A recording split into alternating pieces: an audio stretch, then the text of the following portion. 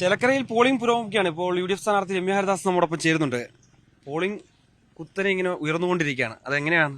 അതെ അതെ അതെ വലിയ രീതിയിൽ ജനങ്ങളെല്ലാവരും ചേലക്കരയിലെ ഒരു മാറ്റത്തിനായിട്ട് ഐക്യജനാധിപത്യ മുന്നണിയോടൊപ്പം ചേരാൻ തയ്യാറെടുത്തിട്ടാണ് പോളിംഗ് ബൂത്തിലേക്ക് പോകുന്ന വഴിയിൽ കാണുന്ന അമ്മമാരുടെയൊക്കെ കണ്ണുകളിൽ നിന്ന് നമുക്കത് മനസ്സിലാകുന്നുണ്ട്.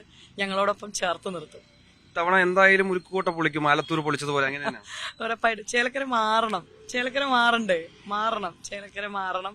ചേലക്കരക്കാര് കഴിഞ്ഞ ആലത്തൂര് പാർലമെന്റിലേക്ക് വന്ന നാള് മുതൽ അവരുടെ ഒരു കുടുംബാംഗമായിട്ടാണ് എന്നെ കരുതുന്നതും ആ സ്നേഹമെല്ലാം ഈ തെരഞ്ഞെടുപ്പിനകത്ത് അത് വോട്ടായിട്ടുണ്ടാവും. അപ്പൊ നമുക്ക് വാഹന പ്രചരണ സമയത്തൊക്കെ പോകുമ്പം അമ്മമാര് നമ്മളെ കൈപിടിക്കുമ്പോഴേ അമ്മയും ഉമ്മയും കൂടി വന്ന് ഗേറ്റിനരികിലേക്ക് വന്ന് നമുക്ക് കൈപിടിക്കുന്ന സമയത്ത് നമുക്കറിയാം അത് എനിക്ക് തരാനുള്ള അല്ലെങ്കിൽ അതൊരു സ്നേഹവുമാണ്.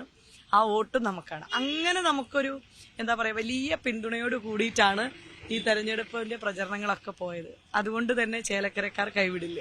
ഈ പോളിംഗ് ശതമാനം ഉയരുകയാണെങ്കിൽ ഇപ്പോൾ LDF സ്ഥാനാർത്ഥി നമ്മോട് പറഞ്ഞത് അത് LDF അനുകൂലമാണ് എന്നാണ് പറയുന്നത്. അങ്ങനെ തന്നെയാണോ അതോ UDF അനുകൂലമായിട്ട് വരും? ഞങ്ങളെ സംബന്ധിച്ച് UDFന്റെ നല്ല ചിട്ടയായിരിക്കുന്ന ഒരു തെരഞ്ഞെടുപ്പ് പ്രവർത്തനം പൂർത്തിയായി. ഇപ്പോഴും വളരെ സജീവമായിട്ട് ബൂത്തുകളിൽ എല്ലാ കാര്യങ്ങൾക്കും മേൽനോട്ടം നടത്തിക്കൊണ്ട് ഞങ്ങളുടെ സഹപ്രവർത്തകര് എല്ലാവരും നിൽക്കുകയാണ്.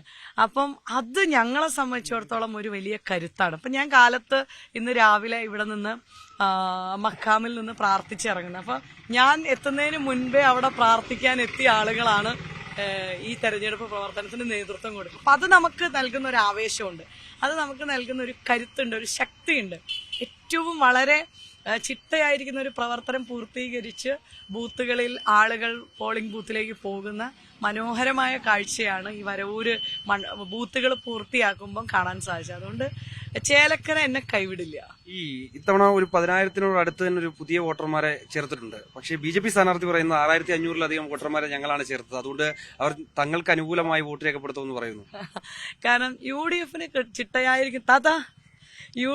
ചിട്ടയായിരിക്കുന്ന ഒരു തെരഞ്ഞെടുപ്പ് പ്രവർത്തനം ഈ കഴിഞ്ഞ 2-2.5 മാസത്തോളമായിട്ട് അതിന്റെ പ്രവർത്തനമുണ്ട്. കോൺഗ്രസും നേരത്തെ മുൻകൂട്ടി തന്നെ തയ്യാറെടുപ്പുകൾ നടത്തിയിട്ടുണ്ട്.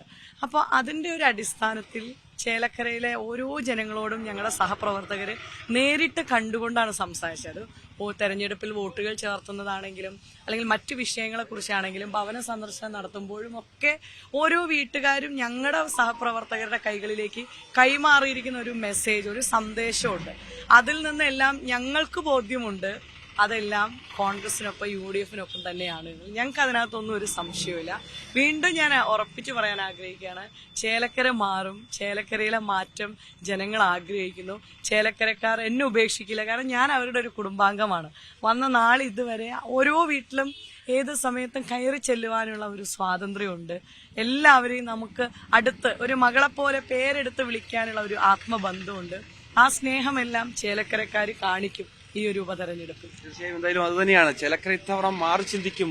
UDFന് അനുകൂലമായി തന്നെ ഇത്തവണത്തെ ഒരു വിധിയെഴുത്തുണ്ടാകുമെന്നാണ് രമ്യ ഹരിദാസ് പങ്കുവയ്ക്കുന്നത്. Cameraman KP ദരേശിനൊപ്പം MG Vidhun, News 18 Chelakkara.